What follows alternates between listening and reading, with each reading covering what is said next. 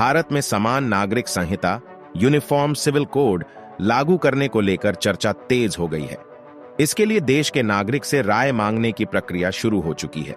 22वें विधि आयोग ने यूसीसी पर लोगों की राय जानने के लिए ईमेल जारी किया है, ताकि कोई भी संगठन या व्यक्ति अपनी राय भेज सके। समान नागरिक संहिता यानी कि एक देश एक कानून। समान नागरिक संहिता के तहत देश में रहने वाले सभी धर्मों के लोगों के लिए एक कानून होगा।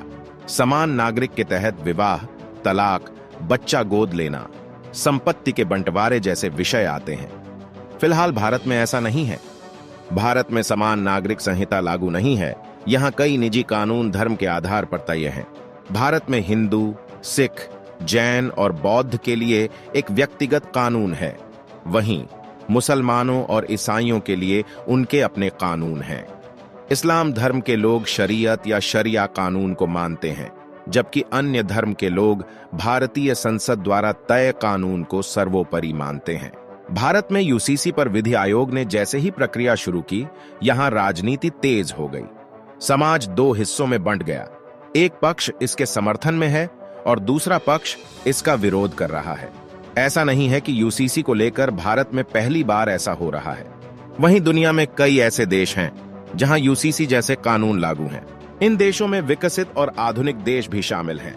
समान नागरिक संहिता को मानने वाले देशों की लंबी सूची है। इनमें America, Ireland, Pakistan, Bangladesh, Malaysia, तुर्की, इंडोनेशिया, सूडान, मिस्र जैसे कई देश शामिल हैं जो समान नागरिक संहिता को मानते हैं। इन देशों में सभी धर्म के लोगों के लिए एक समान कानून बना है। इन जगहों पर किसी विशेष धर्म या समुदाय के लिए उनका अपना कानून नहीं है। इसके साथ ही यूरोप के कई ऐसे देश हैं जो एक धर्मनिरपेक्ष कानून को मानते हैं। वहीं इस्लामिक देशों में शरिया कानून को मानते हैं। यहां अलग कानून नहीं है। यहां सभी व्यक्तियों पर एक समान रूप से कानून लागू होता है। विधि आयोग ने 2016 में यूसीसी पर लोगों से राय मांगी थी। आयोग ने 2018 में अपनी रिपोर्ट तैयार की। उन्होंने जब रिपोर्ट जारी की तो उस वक्त कहा गया कि भारत में समान नागरिक संहिता की आवश्यकता नहीं है। भारत के गोवा में समान नागरिक संहिता लागू है।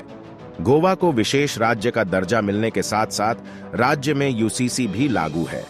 संसद से गोवा को ऐसा अधिकार दिया गया था कि वह पुर्तगाली सिविल कोड लागू कर सकता है।